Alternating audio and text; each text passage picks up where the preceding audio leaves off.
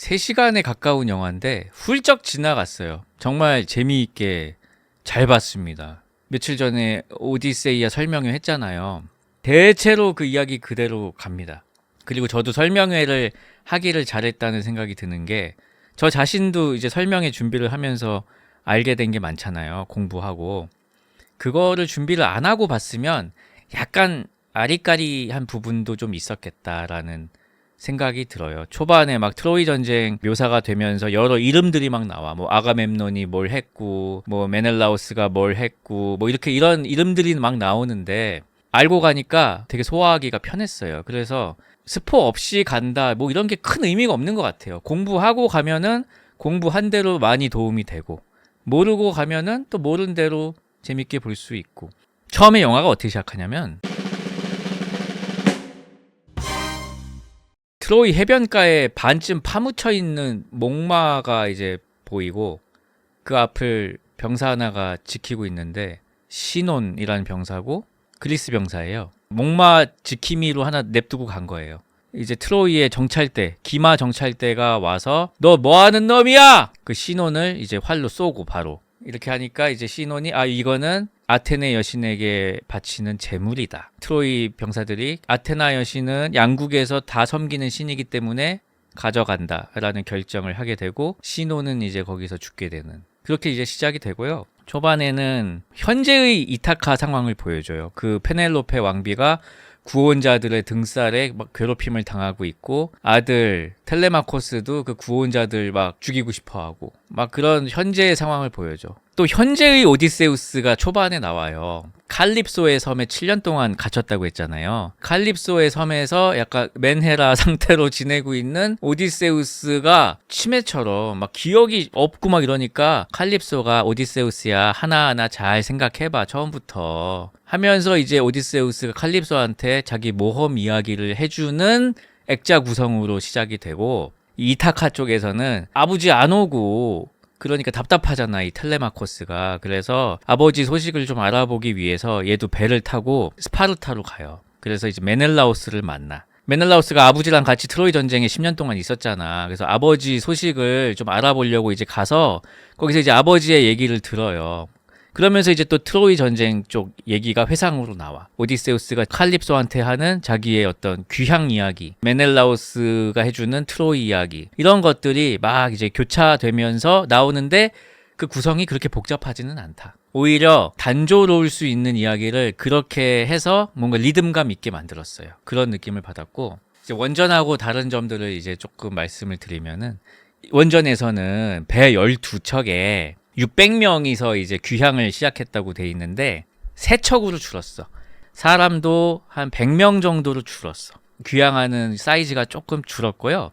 그리고 트로이 전쟁을 다룬 다른 영화 보면은 목마가 되게 이제 투박하게 생겼어요. 약간 좀 각지고 바퀴도 달려 있고 약간 투박하게 생겼는데, 이번 오디세이 영화에 나오는 목마는 상당히 깔롱지게 생겼어. 어떻게 생겼냐면요, 페라리 마크처럼 생겼어. 이렇게 두 발로 서 있고 두 발이 들려 있어. 이 자세야. 이렇게 만들었어.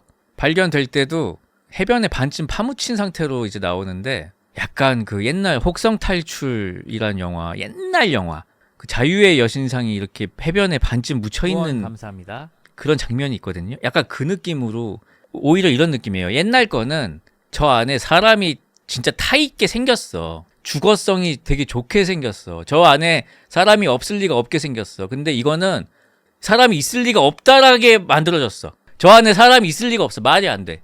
진짜 속을만 하게 만들었어요. 아무튼 여기 이제 트로이에서 배 3척이 출발해서 뭐 이스마루스에서 이제 뭐 약탈하고 이런 건 비슷합니다. 여기는 생략됐고요. 바로 이제 퀴클롭스의 섬으로 가게 되는데, 거인이 어떻게 생겼냐면은 눈이 세로로 달렸어. 그리고 코가 이렇게 삐뚤고, 굉장히 못생겼고요. 원전과 가장 크게 다른 점, 대화를 하지 않습니다.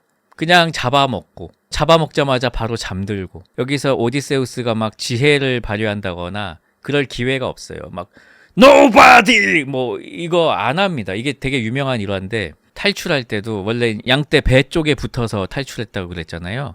근데 이제 영화에서는 지푸라기를 등 쪽에다가 이제 막 양털처럼 느껴지도록 그렇게 해가지고 막 기어가지고 탈출하는 그런 느낌으로 티베깅도 안 하더라고요. 야 이 멍청한 거인놈아! 이것도 안 하고 그냥 도망가고 조금 아쉬웠어요. 다층적인 여러 가지의 면모가 있는 지혜롭기도 하지만 또 어떨 때는 약간 자만하기도 하고 이런 다층적인 모습이 보이지가 않고 이 영화에서는 과묵한 할리우드식 액션 주인공 조금 평면화가 됐어요. 그런 건 조금 아쉽고 이 아이올리아는 바람신한테 가죽 자루를 얻어서 거기에 폭풍을 가둔 다음에 집 앞까지 갔다가 부하들이 가죽 자루를 열어가지고 다시 이제 롤백한다 그랬잖아요. 요거는 이제 통째로 삭제가 됐고요. 라모스 여기 함대가 괴멸하는 이 부분이 좀 많이 바뀌었어요. 원래는 이제 거인들이 돌을 던져가지고 이제 함대를 괴멸시키는 건데 여기서는 철갑옷을 차려입은 거인족이 나와서 그냥 이제 칼로 예고편에도 나오는 그 커다란 거인들 있거든요. CG가 하나도 없이 찍은 거예요. 이 거인들은 키가 2m가 넘는 배우들을 섭외한 거야. 오디세우스의 부하들은 키가 150인 사람들을 그리스 갑옷을 입혀놓은 거야. 그래서 실제로 거인이 작은 사람들 도륙내는 것처럼 이제 찍은 거예요. 조금 아쉬웠어요. 왜냐면은 엄청난 괴물, 막 경이로운 괴물 이런 게 아니고 진짜 큰 사람들이 갑옷을 입고 막 이렇게 썰어버리는데 막 엄청 무섭다 막 이런 느낌은 또 안 들고 조금 아쉽더라고. 여기서 이제 배가 한 척만 남고 괴멸당하고 많이 죽고 이런 거는 똑같아요. 그러고 나서 키르케를 만나잖아요. 마녀 키르케한테 이제 선원들이 돼지로 변하잖아. 아 여기가 진짜 재밌었어요. 97년도 영화에서도 그렇고 키르케는 항상 섹시한 매혹적인 그런 마녀로 나오는데 여기서는 진짜 돼지 국밥집 아줌마가 돼지 국밥을 줘요. 선원들이 이제 막 퍼먹어. 너무 배고프니까. 너무 맛있어가지고. 아유 이 돼지 같은 새끼들 하면서 얼굴을 막 주물러 와. 그러면은 얼굴이 막 변해. 이렇게 주물르는 대로 변해. 그러면서 돼지로 빚어버려 얼굴을. 근데 정말 충격적이에요. 연출이나 이런 게. 키르케 배우의 연기가 매우 섬뜩했다. 나 마녀예요 하면서 나오는 마녀가 아니고 약간 그냥 농장에서 일하시는 그냥 평범한 아낙네 같은데 그 뒷마당에는 그렇게 당한 병사들의 갑옷이 널려 있어 바닥에. 그런 게 되게 섬뜩했다. 여기서 저승으로 가라고 하잖아요. 똑같아요. 여기로 가 이제 하데스의 세계로 가는데 야 여기도 기가 막히게 잘 찍었어. 아이슬란드인가? 실제 백야에서 찍은 거예요. 그래서 톤이 약간 으스스하면서 뭔가 이 세상이 아닌 것 같은 거야. 굉장히 또 희한한 느낌의 배경을 만들었어요. 근데 여기서 이제 처음에 트로이 목마 옆에 있던 병사 시논도 나와가지고 사실 미끼였던 거예요. 시논조차도 그 목마 안에 사람이 들어있는지 몰랐던 거야. 그러니까 우리 편도 속인 거예요. 그래가지고 시노는 진짜 희생양이었던 거예요. 적을 속이기 위한. 그렇기 때문에 아군한테도 속았어야 하는 왜 날 속였냐 하면서 굉장히 억울한 죽음에 대해서 이제 토로를 하죠. 여러 가지 역할로 쓰이는 캐릭터예요. 이 시논이라는 캐릭터가. 잘했어요. 엘리엇 페이지가 연기를 잘했습니다. 아가멤논도 나와서 고향에 돌아갔을 때 정체를 드러내지 말라라는 얘기 해주고 바람이 나서 죽었다고 했잖아요. 아내하고 정부한테 죽었다고 했잖아. 근데 여기서는 어떻게 묘사가 되겠냐면은 이 아가멤논이 출정하기 전에 순풍을 얻기 위해서 자기 딸을 제물로 바쳤어요. 한 6살? 5살? 더 어렸던 것 같아. 이 애 엄마가 이제 돌아버린 거지. 마음속에 계속 품고 있다가 이제 남편이 전쟁에서 개선했을 때 그 복수를 한 거예요.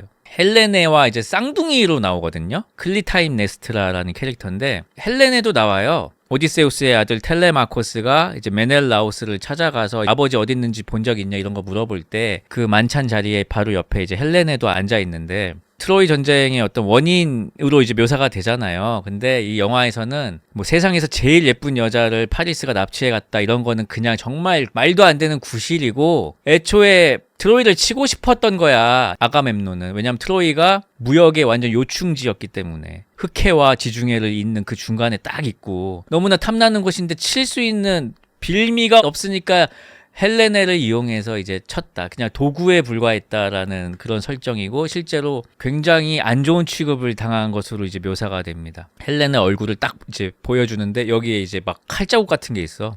되게 험한 꼴을 또 막 당했나 봐. 그런 논란이 좀 있었잖아요. 피부가 하얗고 금발이라고 묘사가 되는데 왜 흑인을 캐스팅했냐. 근데 영화를 보시면은 그런 거는 전혀 중요하게 생각이 되지 않아요. 일단 분량이 정말 적고 예쁘고 뭐 이런 게 중요한 그런 게 아니야. 영화에서의 맥락에서. 그냥 도구로만 나와. 그래가지고 그런 게 전혀 뭐 어색하거나 이상하게 느껴지진 않았습니다. 그 다음에 이제 세이렌의 바다를 지나가는 장면은 설명회하고 이제 똑같이 가요. 이제 밀랍으로 맞고 그 오디세우스는 듣고 싶어서 돛대에 묶인 채로 막 듣고, 세이렌의 모습이 막 자세히 묘사되고 막 그러진 않아요. 그리고 그 노래도 자세히 묘사되지 않아요. 그냥 멀리서 이렇게 뭔가 스쳐 지나가는 모습으로 나오고, 스타벅스에 그려진 게 세이렌이잖아. 그 스타벅스 창업주가 커피 맛으로 사람들을 홀려버리겠다 해서 이제 세이렌을 썼고, 그거 하잖아요. 사이렌 오더. 그게 세이렌 오더예요. 깜짝 상식입니다. 예. 그 다음에 여기 기억나시죠? 죽음의 이지선다. 스킬라하고 카릅디스 사이를 이제 지나가야 되는 거. 이것도 아주 뭐 똑같이 묘사가 됩니다. 그 다음에 여기서 이제 태양신의 소 먹지 말라고 했는데 이제 먹어버려가지고 또 이제 여기서 제우스의 분노로 배 뽀개지고 다 죽는다고 했잖아요. 그것도 이제 충실히 묘사가 되는데, 그러고 나서 표류해서 간 게 여기잖아요. 오기기야. 여기서 이제 칼립소하고 7년 동안을 지냈는데, 칼립소는 누가 연기를 했냐면 샤를리즈 테론. 샤를리즈 테론과 7년이라면 뭐 인정할 수밖에 없죠. 예. 뭔가 오디세우스가 너무 이제 고통스러워하니까 그걸 잊게 해주려고 여기에서 이제 그 로토스라는 연꽃 열매를 먹여요. 근데 이걸 먹으면 이제 고통이 사라지는데, 고통만 사라지는 게 아니고 기억도 이제 사라지는 거야. 그래서 약간 애가 멍한 상태로 아내가 있는지도 기억을 못하고 몇 년을 여기 있었는지도 기억을 못하는 상태예요. 그러다가 이제 과거의 이야기를 하면서 점점 기억이 돌아오고, 내가 여기 몇 년 있었어? 라고 이제 물어보니까 칼립소가 너 여기 7년 있었어? 라고 하니까 그때 엄청난 충격을 받고 나 집에 가야겠다라고 하고 이제 집에 가게 되거든요. 여기서는 그러니까 오히려 치유사 같은 느낌이었어. 여기서는 또 이제 리얼리티를 추구하기 때문에 신들이 개입하지 않습니다. 키르케 만났을 때도 원래는 이제 헤르메스가 해독초를 줘가지고 이제 돼지로 안 변하고, 오기기아에서도 헤르메스가 와가지고 제우스의 명령이다, 당장 오디세우스를 석방해라 해가지고 이제 놔주는데, 그런 신들의 개입은 나오지가 않아요. 유일하게 아테나 여신이 가끔씩 나와서 오디세우스를 좀 복잡한 표정으로 바라보는, 너 이거밖에 안 되는 인간이야? 하면서 이 젠다이아가 연기를 하는데, 이 아테나도 애매모호하게 나와요. 왜냐면은 이 아테나는 트로이를 함락시킬 때 그 트로이의 여자 신관이었어. 병사들의 손에 끔찍하게 죽어요. 근데 그게 어떤 죄책감으로 남아서 실제 신인지 아니면 나의 죄책감인지 약간 아리까리하게 연출이 돼 있어. 맨헤라야 오디세우스가. 이 로토스도 많이 먹고 해가지고, 그래서 종종 나오는 그런 장면들이 정신이 불안정하기 때문에 보이는 그런 환상들, 그렇게 묘사가 돼 있어요. 예. 이제 오기기아에서 뗏목을 만들어서 나갔다가 이제 난파당해서 여기 파이아키아에서 나우시카 공주 만나고 여기서 마법의 배를 받아가지고 이제 이타카로 간다는 내용이잖아요. 파이아키아 부분이 통째로 삭제가 됐습니다. 여기까지 하면은 너무 영화가 좀 길어지고 그럴 것 같았나 봐. 그래서 여기서 뗏목 타고 바로 이제 이타카로 가요. 구혼자들에게 이제 괴롭힘을 받고 있는 페넬로페 구출 대작전이 벌어지는데 그대로예요. 구혼자들의 리더격인 안티노우스를 로버트 패틴슨이 연기했어요. 미키 17. 진짜 비열한 놈으로 이제 나오는데요. 그 아주 연기가 일품이었어요. 정말 비열한 놈처럼 이제 연기 잘했고요. 그 장면 나와요.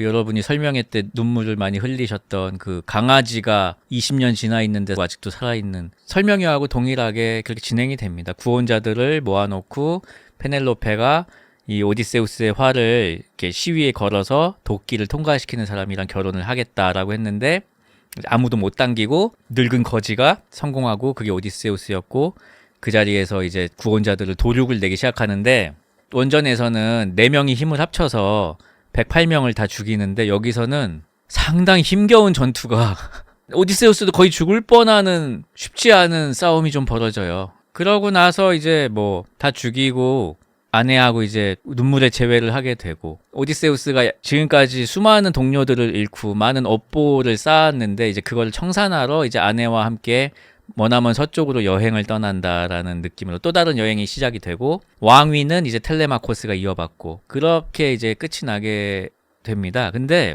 여기서 너무 좋았던 게 뭐냐면, 이 영화 내내 제우스의 환대, 크세니아, 설명회에서도 많이 나오잖아요. 손님은 극진하게 대접을 해야 되고 내가 대접을 받은 만큼 또 대접을 해줘야 되고, 왜냐면 그 사람이 인간으로 변신한 신일 수도 있기 때문에 뭐 그런 게 있어요. 영화에서 정말 자주 언급이 돼요. 그 법칙에 대해서, 그 제우스의 환대에 대해서. 근데 애초에 오디세우스가 이 제우스의 환대를 깨버리는 원죄를 지었다는 설정이에요. 그게 무슨 말이냐면 트로이의 목마 자체가 선물로 위장한 거잖아. 신에게 바치는 제물이라고 했는데 이거 자체가 기만이고 환대를 유도한 거잖아. 어쨌든 손님처럼 보였는데 그 안에 들어가서 다 찔러 죽인 거잖아요. 어떤 인간 대 인간의 어떤 신성한 신뢰를 깬 죄악으로 이제 해석을 한 거야. 그래가지고 이제 얘가 업보가 생겼고, 그 업보 때문에 이제 그 고생을 하고, 그거를 잘 생각해 보면은 구혼자들 있잖아요. 이타카의 그 구혼자들, 걔네도 남의 집에 무단으로 들어와가지고 주인 행사하면서 막 집을 망치고 있잖아. 약간 비슷해 보이는 거예요. 그 어떤 원죄들이 비슷해 보이고 그거를 똑같이 당하는 거지. 오디세우스도. 그래서 이거 구성이 참 좋다. 기원전에 있었던 전쟁인데 사실 지금으로 와도 인간과 인간들의 신뢰가 깨지고 그냥 뭐 지금도 늘상 벌어지고 있는 일이잖아요. 21세기에도 그대로 이어지고 있다라는 느낌을 목마가 막 불타는 장면을 보여주면서 이게 현대의 전쟁터, 그 전쟁으로 신음하고 있는 여러 나라들의 모습과 무엇이 다른가, 그런 느낌을 받았어요. 예. 그런 신화적인 느낌을 많이 좀 배제하고 실제 고대인들이 겪은 것처럼 오히려 좀 건조하게 묘사를 한 게 지금하고 이어지는 느낌을 더 강하게 주려고 한 게 아닌지라는 생각도 좀 들고 재밌었어요. 아주 재밌었고 별 5개 만점에 별 4개. 한 줄 평은 맛있게 구운 이야기 한 덩이.